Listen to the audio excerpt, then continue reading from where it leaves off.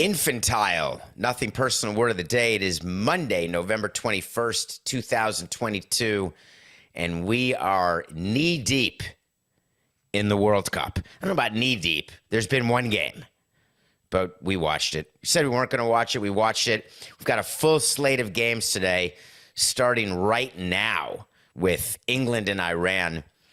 And the World Cup has been surrounded by political issues since it was announced over a decade ago. And nothing has really gotten better. It's just a matter of how it's being discussed, who's discussing it, and what they're discussing. And the prayer of FIFA was that once the kickoff happens, like the first kickoff, then that would be it. Everything would magically disappear. I'm not sure it's going to actually work that way. So the president of FIFA, in an effort to wish that into existence, met the media before the first match, which Qatar, the home team, the host nation, lost to Ecuador, by the way. And he met the media, and what he said struck me, and I think will strike you, as very bizarre and so defensive and so irrational that you would mistake him for an American politician. When you're the president of FIFA, no doubt you're a politician, much like when you're the commissioner of a sport here in the U.S., you are a politician. And once in a while, politicians have to make political speeches. Roger Goodell had to deal with the Colin Kaepernick kneeling issue. Rob Manfred had to pull an all-star game out of Atlanta. They all had to navigate through COVID, navigate through shutdowns, figure things out on the fly. That's what you get paid for. The president of FIFA gets paid for deciding where the World Cup's going to be, among other things, but I digress. So he meets the media, and he's been living in Qatar for about a year, it's reported. I guess he wanted to make sure that enough workers were being treated well and that all the stadiums were ready, and he was getting all excited for this month-long hosting mission. And so he meets the media. Now, keep in mind, he's taking over for one of the most infamous, and we talked about it last week, one of the most infamous corrupt people ever. So, perspective would tell you that this guy, Gianni Infantino, so far not accused of taking bribes, so far totally clean, totally. Everything's great, for sure. So he stands up and he says, listen, I don't get what all the fuss is about. And that is a great go-to line. When you are trying to defend the indefensible, you try to downplay it and say, you're all making much ado about nothing. So the way you do that is something that millennials refer to. I learned about this recently, in the last couple of years, I think. Whataboutism. Whataboutism is when you deflect, when someone criticizes you, hey, you smell, and you respond with, well, what about you? You smell too. That's whataboutism, for all intents and purposes. So he was asked at this media availability about all of the issues in Qatar, all the issues with the LGBTQ, all the issues with women's rights. First of all, on a side note, little detour here, Coca. When you watch the match yesterday between Qatar and Ecuador, there were no women on the Qatar side. None. What's amazing is that if you are Muslim and if you are in Qatar, they're claiming you can go to a match, but it appeared to me the only women there were wearing yellow and sitting on the Ecuador side. Now, it's possible that the camera work, I was not there. Maybe the camera work only showed all of the men from Qatar yelling and screaming for their team, which lost quickly 2-0, was down 2-0 quickly. They actually had a third goal. First goal was disallowed on offsides, but it doesn't matter. So all the women's rights issues, etc. So Infantino stands up and says, I hear you. I appreciate what you're saying, but remember, reform and change takes time. And he pointed out that in Europe, you had something called colonialism and other atrocities.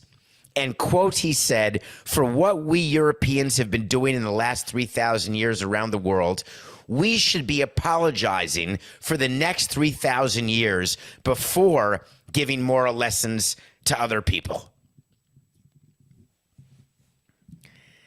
And then complimented Qatar on how gracious they are in letting migrants into their country, saying that immigration issues exist in all sorts of countries like the U.S. with walls and border closings and separation of kids from families and yada, yada, yada. Meanwhile, they let the migrants into Qatar so they can die doing stuff for the Qatari people in power. If you are going to take a position of whataboutism and you are going to talk in relative terms, right? A race to the bottom. We've been talking about a lot of races to the bottom recently. I don't understand the race to the bottom issue. Do we feel better only in comparison to other people who are worse off? So we therefore say we're pretty fortunate. We've got more than the person to our left, less than the person to our right, so we are perfectly situated in the middle. We can act a certain way. Here is the crude example. The crude example is what I say about bathrooms, and I want to give you that explanation because before it's too late, I want you to think about this. And you may have heard me say this, I don't remember. The bathroom concept is when you come across a bathroom that's in good shape and clean, you keep it clean. If you drop a towel on the floor, paper towel, you pick it up and throw it away. If you go into a bathroom that already has crap all over the floor, when something drops, you just leave it there. When the garbage can is overflowed, you just throw it on the ground.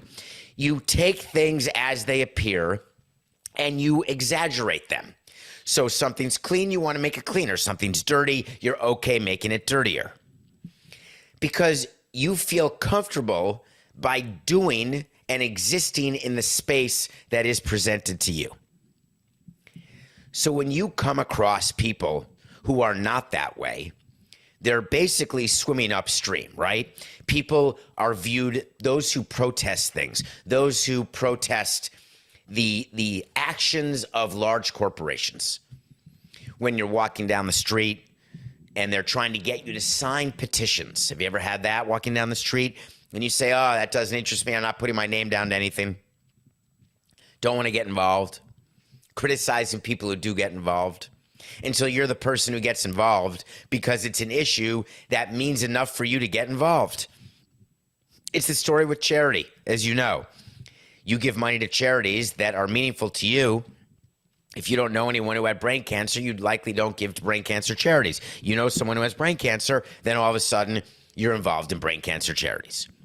Totally standard operating procedure. But what happens when you're getting involved in a situation like in Qatar where you know that you can't win in the court of public opinion? When you meet the media in those instances, the way Infantino did, instead of being infantile the way he was, he would have been better off with an acknowledgement of what is, a hope for what will be, and an understanding of what people feel and think. That level of empathy is not easy. It is very difficult, actually. I wonder what will happen when the World Cup leaves Qatar. I wonder if they'll continue their progress that they're making. The other thing that was infantile by Infantino, there is a issue that FIFA is having. England and many other countries wanted to wear an armband to support LGBTQ rights. And the armband would have been around their jerseys, and FIFA said no. FIFA has been criticized by some because they said, if you do that, we will give your captain a yellow card just for walking on the pitch. And if you don't know, there's a yellow card and a red card. 2 yellow cards is 1 red card. 1 red card means you're playing down a man, number 1. Number 2, you can't play the next game. But you're not down a man the next game, but that player can't play. And the captain is generally the best player on the team. I don't criticize FIFA for that decision, and here's why. There are players in baseball, we had this issue in a conference room, fully discussed. There were players who were writing messages. Go back and look at tape of games from years past. Players were writing things on their hats, like initials of players or initials of people who had died. And MLB got together and said, we're not allowing that. And they went to the union and said, if players have a hat that has any sort of initialing on it, any sort of writing, we're going to have them change hats. We're going to make them change hats. The punishment was only a $500 fine under the CBA, and we could not find a way to get players to care about that money because it was burning a hole in their per diem pocket. So what we did is you go into collective bargaining and you talk about the rules of the game, and you have in the rules of the game that uniforms have to be worn as presented by the team, exactly as presented by the team, which is why you have to wear the official uniform supplier, the official T-shirt supplier, the official everything about your hat and jersey is sponsored. It's an official deal, whether it's with New Era or Nike. Remember, MLB had a deal with Under Armour that disappeared after a year for the jerseys. It used to be Majestic. You can have team rules that talk about how you wear your jersey, how many buttons, whether or not you can have hair on your face. But the actual uniform now is you are in violation of the rules. And the consequences are steeper than the $500 fine, which is why you see now no players do it. So when FIFA said no armbands, I thought it was fine. And the players and the teams have listened to that, even though they threatened not to. And the reason, of course, they're not going to is not because they are not trying to protest or they're not trying to show their home countries how they feel about some of the issues with the Qatari human rights.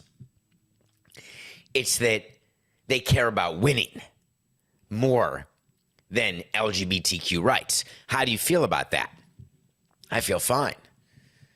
It is not the job, in my opinion, of the athletes to do anything other than bring attention in any way possible to any issues that are personal to them. But it cannot interfere with what your job is on the pitch or on the court or on the field. Your job's to win. Hard stop. I appreciate if you want to kneel and you have your reasons. I appreciate if you want to wear an armband and you have your reasons. And I am not against any of it. But if it costs your team or you a chance to play or your team a chance to win, then I am out. Hard stop.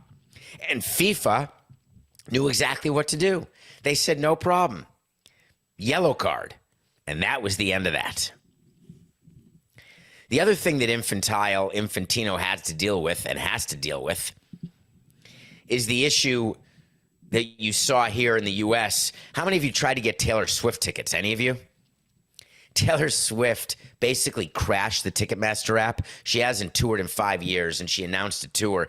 And what these artists are doing, and they finally are getting smart, is they're trying to maximize their revenue, and they don't understand why they should get $300 in ticket revenue for a ticket that then gets resold on the secondary market for $3,000. That's $2,700 for other people, and they want it for themselves and their band and their family.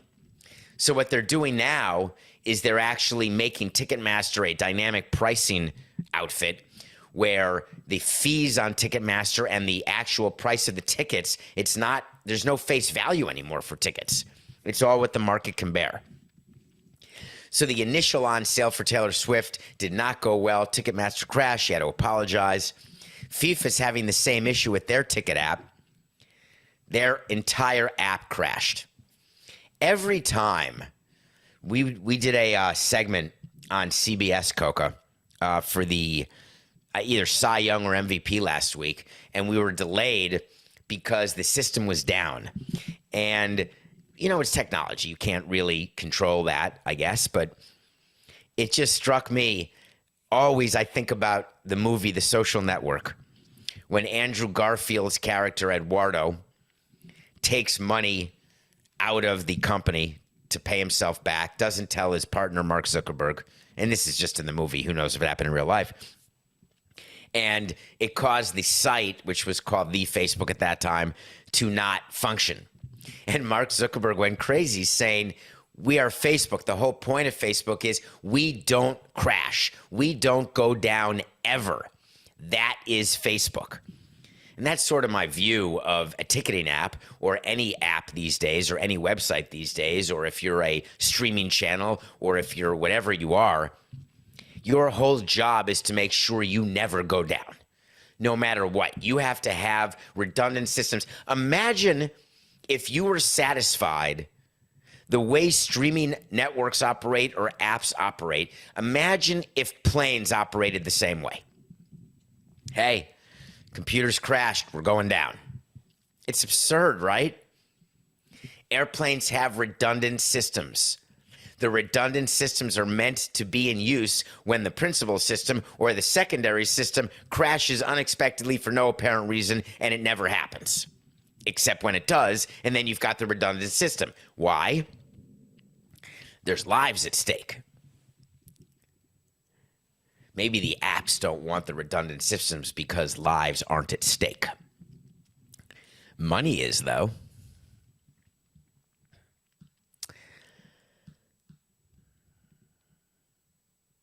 When you are the quarterback of a team, or when you're the player, when you are a leader of a team, when do you think it's most important to show leadership? It's pretty easy, and the expression is that anyone can steer a ship through calm waters. We don't evaluate players on the field in spring training or in April or September because there's so many other factors going on. You use it as one of the arrows in your quiver, but you don't do a full evaluation. You can do it on the margins, like for a 25th or 26th man. If they have a good spring training, you let him make the opening day roster, and then you option him out 2 weeks later or whatever you do. Someone's injured. But the way you really look at leadership and test leadership and understand leadership is in stormy seas. In sports, the equivalent of that is when a team is losing or when a team is dealing with off-the-field issues or distractions. You are looking for someone on your team to have an approach, to have a public approach, and to have, as importantly, a private approach. The private approach is what goes on inside the locker room or clubhouse. The public approach is what that player is saying so that fans understand what's going on inside the clubhouse. Now, the two do not match all the time. There are many times that we've got something going on inside a clubhouse, but we want a different message out in public, so we'll have either a player or a staff member make sure what we're going to say publicly, and it's going to be totally different than what we're saying privately. Because of competitive issues, we don't want another team to know something going on, or it's just a bad look. If you lost 3 hours of your life yesterday watching the Jets and the Patriots play, the outcome is not relevant. The final score was 10-3 in a real barn burner of a game. It was 3-3 until the last minute, and the Patriots scored on an 84-yard punt return for a touchdown, no less, and won the game 10-3. And the Jets were going for over the Patriots. They hadn't beaten the Patriots like in 14 straight times. And this year, the Jets are taking receipts, as Saleh, their coach, said in his second year, trying to make this team relevant and good. Their quarterback is a guy named Zach Wilson. Zach Wilson is a second-year player who had a historically bad game. And that's not that much hyperbole. It's slight, but not huge. I believe he threw for under 80 yards which in today's NBA is the equivalent of a team scoring in the 70s. Now, in my time of my love of the Knicks in the 80s and 90s, mostly the 90s, you score 70 points. That's a Tuesday. Final score 78-72. Hell yeah, that's good defense. Not now. Now the NBA likes games in the 130s and 140s. The NFL changed all sorts of rules in order to add offense. Used to be you run first down, try to run second down, pass third down. Now, some teams would pass on first down. You say, wow, that's the West Coast offense. Look, the quarterback's in the shotgun and he's not doing a handoff. He's going to throw him first down. That used to be strange. Not anymore. If you don't have a passing game in the NFL, you have no chance, period. It's hard enough when you have a great quarterback and no receivers like in Baltimore, but in theory, teams are now being put together from the outside in, where it used to be they're put together from the inside out, meaning wide receivers back in through the center versus center out through the wide receivers. But the key to every football team is their quarterback. So Zach Wilson is the guy, second year. Hard to be a leader when you're young, but not impossible if you're good, but you have to be good, like Magic Johnson type good to be a young rookie leader, or some sort of amazing pedigree coming into your team, onto your team. So when you are asked about a game after a game, you know that we have that blanket, that period of time post-game before the media comes where the players are supposed to get out their emotions. They're supposed to flatline, then go meet the media, and you don't do it with emotion. And the reason you don't is then you say something that you're going to regret. Zach Wilson was asked after the game, hey, just curious, anything you want to say to your defense? Do you feel like you let your defense down because their defense only gave up 3 points? 7 points was given up by special teams, but their defense only gave up 3 points, and their offense could only score 3 points. And Zach Wilson looked at the camera and said, no. And it turns out his Jets teammates didn't like that very much. Zach Wilson was in the locker room after the game, acting very much like he did when he was front-facing the media, walking around like, hey, we're good here because I'm good here. I don't know what's going on with the rest of the offense. I don't know whether my line stinks. I don't know why you didn't get a pick 6 on defense. That special teams coach should be fired, but I'm good. Teammates don't like that. That creates tremendous division. And football is a sport where there's opportunity for there to be division way more than other sports. Think about it. You have an offense and a defense. In basketball, the same players play both. In baseball, the same players play both. In football, there's no Shohei Ohtanis. You've got people who play defense and people who play offense. To be a leader, it used to be, Coca, when they do the coin flips now, is it multiple people who go out? It used to be in the NFL that you'd have a defensive captain, an offensive captain, a special teams captain, and they would all go to midfield for the coin toss. And the reason you have multiple captains is that there are different cliques on the team. Now, in baseball, there's cliques also, but those are based on demographics mostly, not positions. It's not like all the infielders hang out and go out after games. It's much more based on where you're from and what language you speak. But in football, it's a bigger locker room, and there's a chance for greater divisiveness. And if you have a team where both sides are not together and not pulling for each other, you can feel that. And that's an issue that happens in sports, and it shouldn't happen, right? Talent should win the day. If you're good enough, you're going to win. You don't have to like each other. I've had athletes tell me that liking their teammates matters not. I've had athletes tell me that chemistry matters, but chemistry comes from winning. But what I've noticed with having won and lost, while chemistry is helped by winning, you don't need players to do anything other than their jobs on the field. All of the talk about the clubhouse divisiveness, the defense being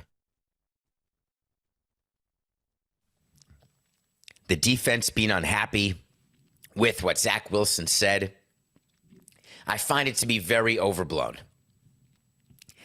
If the Jets hadn't given up that punt return for a touchdown, which was just one of those crazy things, and they won the game 6-3 in overtime, And there was another Jets game that was 6-3 in my lifetime. I can't remember when. The comments would have been way different after the game. Hey, we gutted through this. We're there to pick up our offense, is what the defense would say. The offense would say, I'm thankful that we did just enough to win this game. Way to go, defense. That's ordinary. What you do front-facing when it's not going your way matters. The Jets have a problem. And it's not that I am interpreting what Zach Wilson said publicly and telling you that that is the problem. It's a skill problem. It's a team problem. And those don't get covered up by anything you do in the media.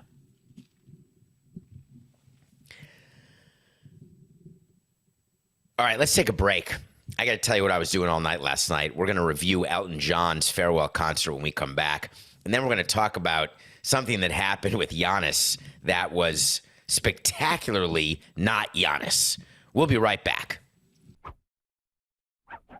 Welcome back to Nothing Personal. It's a Monday. It's episode 700, Coca. 700 episodes like this with words of the day and wait to sees and picks of the day. We've done a bunch of sit downs and mailbags, of course, but episode 700. Remember episode 50, Coca? We were still in the studio in Florida at CBS, and I brought in 50 cupcakes. I remember driving to the cupcake store that Quinn told me about. It was east of US 1.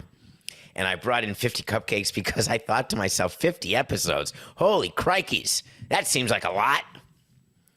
We're now at 700. Thank you to everybody. Please go on YouTube, subscribe. I tell you to go on Twitter, but Twitter's going backwards, it appears. But I'm David P. Samson if you want to go. I'm still having fun on Twitter. So last night, Disney Plus did something. And it had nothing to do with the biggest news out of Disney yesterday was not Elton John's farewell concert. The biggest news was Bob Iger, who's now taking over for the outgoing CEO, who was handpicked by Iger, by the way. So Joe's gone, Bob's in, Disney's in shambles, which means their stock's down like every stock, but it's really down because they did not hit their forecast. And when you don't hit your forecast, it means you were lying about something, because believe me, the CEO of a company knows when they're going to hit their forecast way before the public does. That's what insider trading's for. The board of Disney said, see you later. Bob Iger was supposed to retire. Instead, he's got to figure out why Disney Plus loses $1.5 billion a year, even with subscribers increasing. That's not sustainable. By the way, when you are a institutional investor, that means that you own blocks of stock of a company. It's very nice that you have all these new subscribers to your streaming platform. But here's the expression that I was taught by a very, very savvy businessman who was also my grandfather. When people tell you that they lose money on every subscriber, but don't worry, we'll make it up on volume. Think about that expression if you would.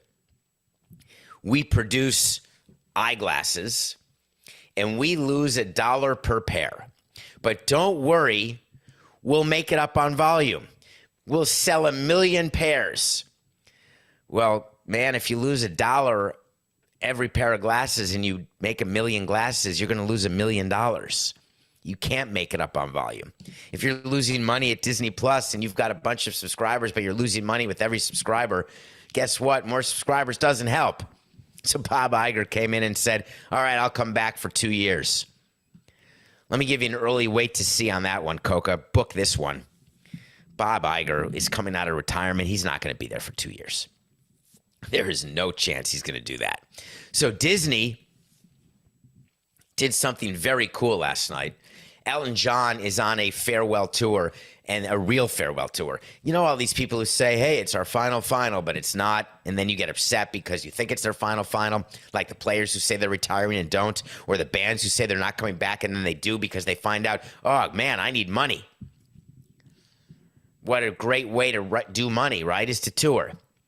But Elton John assures us that he will never be in America again. So they did an entire show at Dodger Stadium last night that started at 11:15 and went till 1:45 a.m. Eastern time, and Disney Plus streamed it. And it was as though I was there.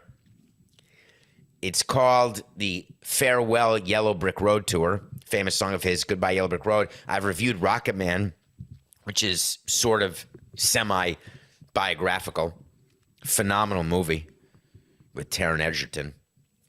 So the thing about the Disney Plus and the concerts and the streaming, it works, but the problem they're having is the cost of doing business. The cost of goods sold is so high that they can't find a way to properly monetize it.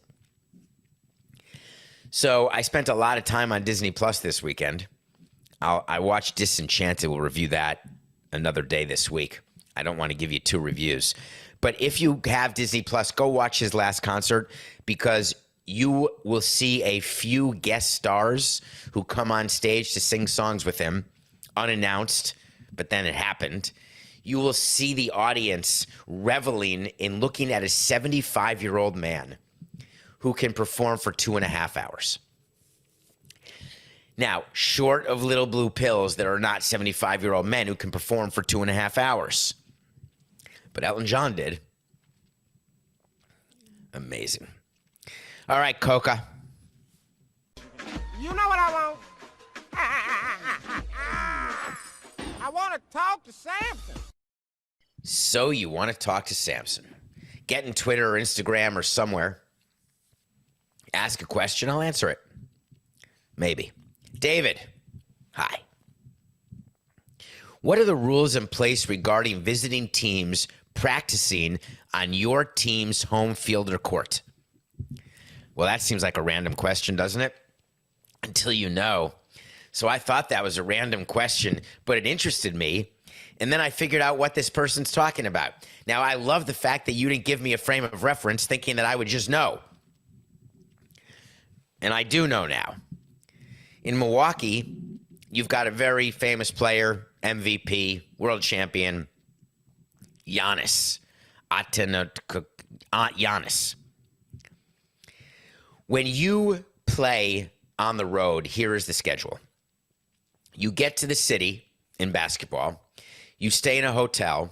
In the morning of the game day, you go to, there's a bus to the arena where you do a walkthrough.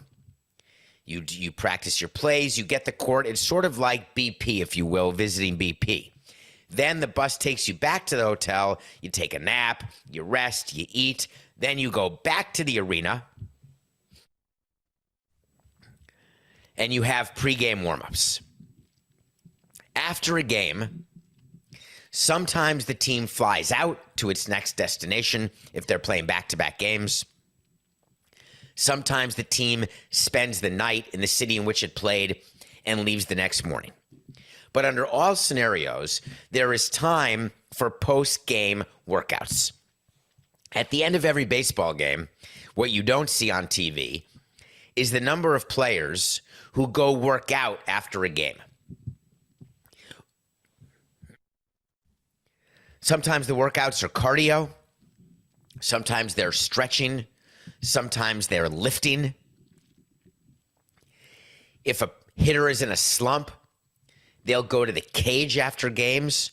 Hitting coaches are responsible to stay with the players who want, quote, extra work. Very standard. If players don't feel good about their swing or pitchers, you heard Justin Verlander talk about the work he did in between starts in the postseason when he didn't have a good outing and they want to work on stuff. So after the Bucks played the Sixers, Giannis wanted to get some free throw work in because he had not shot free throws well that particular game or the game before it. So he goes out back onto the court because at these arenas, not all of them have practice courts. Very few of them have practice courts. Teams practice in different facilities called practice facilities, but they have their court in the arena only when the arena is available. but it's always available post-game. Even if there's a hockey game the next day, they will give the basketball players a couple of hours to do post-game work before they convert the arena all night long back to a rink. So Giannis comes out, and he starts shooting free throws. And all of a sudden, one of the Sixers players, Montrezl Harrell, takes the ball from Giannis and said, "Get off the court. We're doing our work here." Giannis was not happy about that. Giannis was angry. Giannis went to grab the ball back. There was not a real kerfuffle. There was more of a conversation between Giannis's brother and Harrell. But Giannis went back off court, got another ball, came back. And when he came back to shoot more free throws, because he likes making 10 in a row as his superstition post-game, he won't leave the court or leave a practice court. He'll never do that until he hits 10 in a row.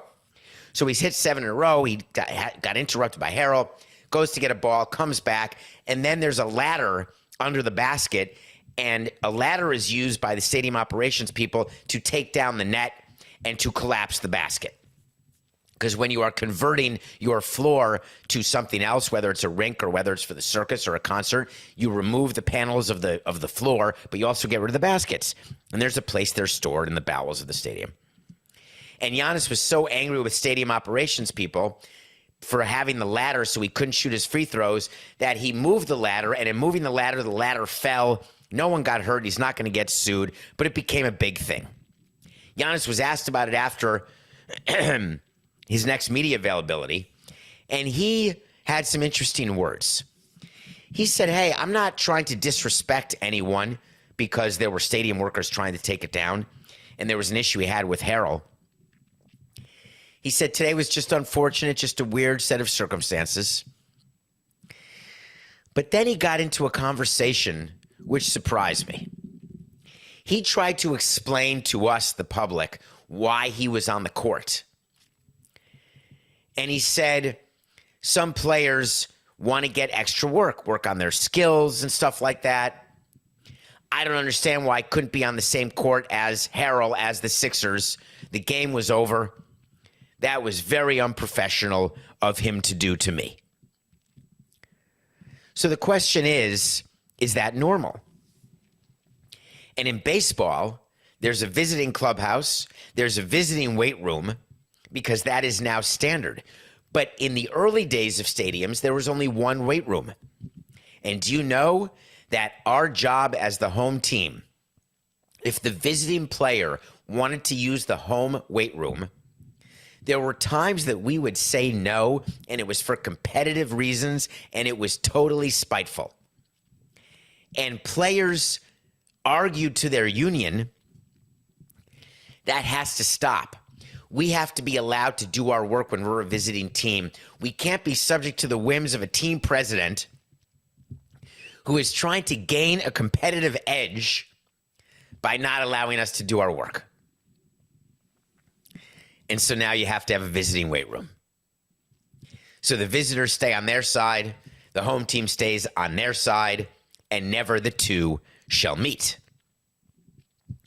When it comes to time on the actual field, the visiting team can make requests to a home team, but we can deny those requests. We used to do that at Pro Player. Do you know what we would do?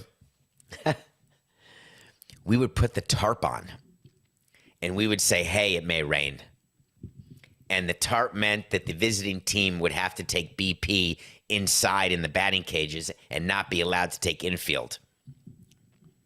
And we are not the only team that screws around like that.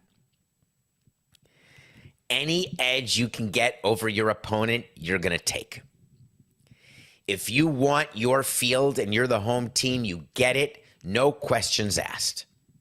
Can you imagine the middle of home team batting practice, out comes a visiting player. "Hey, can I get my hacks in?" People have said when Coke and I were preparing for the show,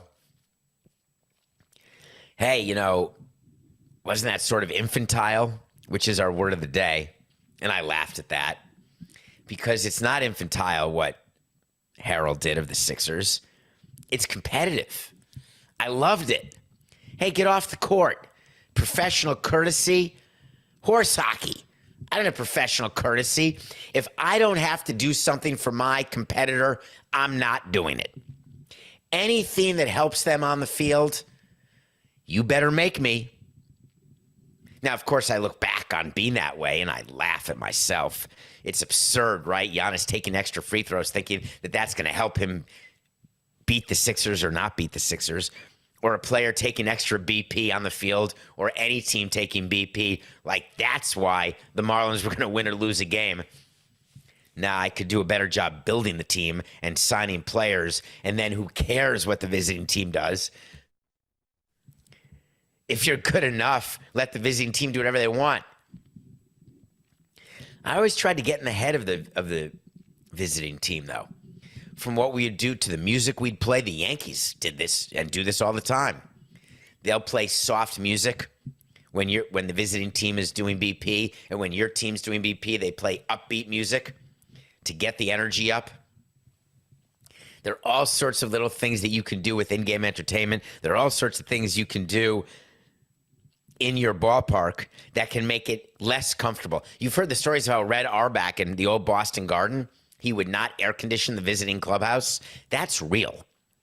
Visiting clubhouses, Major League Baseball, have minimum standards now because, like the old visiting clubhouse in Wrigley, it's the size of a shoebox. They spent $1 billion renovating and said, oh, let's make the visiting clubhouse a little bigger. A little. But there's still thin lockers and uncomfortable chairs. You don't have to put cushion chairs in. You put folding chairs. And teams tell you, oh, it's because of money. We don't want to spend money on that. No, that is not why. The reason why we do all this stuff is we think, ooh, it's a little tiny incremental advantage.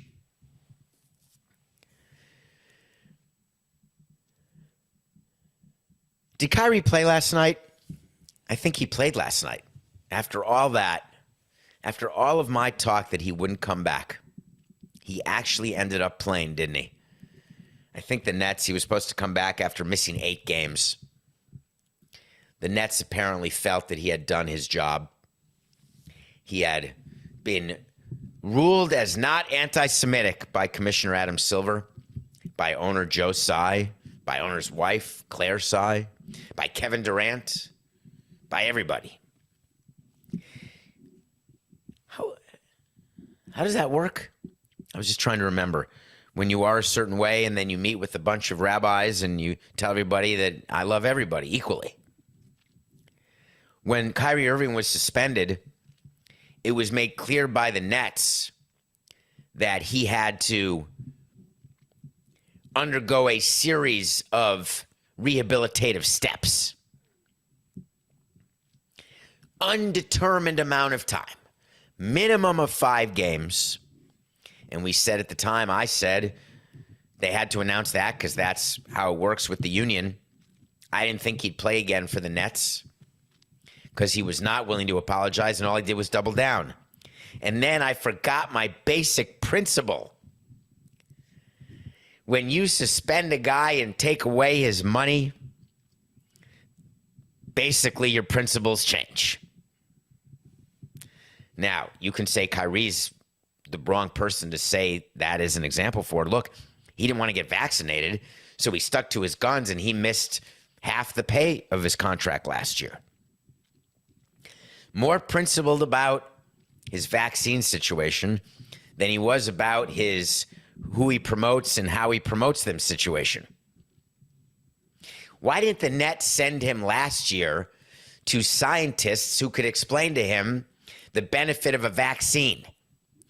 Because he claims, Kyrie does, he's got love for all people. But then he takes positions that lead to death of people. So I don't quite get it. It seems convenient to me. Not surprising. I'm trying to think if I've had a player in my career who is more distracting than Kyrie Irving. I've had some distracting players, no doubt. But no, Kyrie wins because it's like a disease inside your clubhouse. Players can't stand talking about him anymore. He played 26 minutes last night. The Nets won the game, but it's far from relevant. What's relevant is how the front office reacted to Kyrie's apology once he was suspended. They took it as true. He didn't need to meet with Adam Silver for Adam Silver to come out and say he's not anti-Semitic. Adam Silver, he could have come in wearing a Hitler mustache, and Adam Silver would have said he's not anti-Semitic because Adam Silver doesn't want to have to deal with that. Far too complicated, far too upsetting, far too off-brand, far too much money at stake. We got this, Kyrie. Forget Leonard and all the other anti-Semitic people who may or may not be, who get punished for life. When you are a top-flight player, we got to get the narrative away from you being reflected badly for who you are, maybe, what you stand for, possibly. So Kyrie had the meetings he was supposed to have, and he came out and met the media, which was part of his rehabilitative steps. And he was given something to say, and this time he said it. I don't stand for anything close to hate speech or anti-Semitism or anything that is going against the human race. Outstanding. I always like that. I can't be racist. I have a black friend. I can't be anti-Semitic. I love all people. I've never met anyone who loves all people. Do people really do that? They say they do when they get in trouble. Oh, you got caught? Oh, I'm a sex addict. Welcome back, Kyrie. Not. All right, we went 3-0 this weekend. Nothing personal. Pick of the day. We had the Warriors -6 over the Knicks Friday. That was a win. I told you the Knicks couldn't sweep that road trip. We had Clemson 19 over Miami. We could have given 29. My God. The Hurricanes stink. We told you that. And then you thought that having Gary Kubiak's son call plays in Denver would make a difference? How many times do I have to tell you that coaches don't make a bad team good? Ever. They can make a good team great, and they can make a great team good. But great teams don't become crappy with a bad coach. I promise you. Bad teams can become worse, though. Raiders plus 2.5 over Broncos was the easiest pick of the weekend. We are 132 and 110. 22 games over.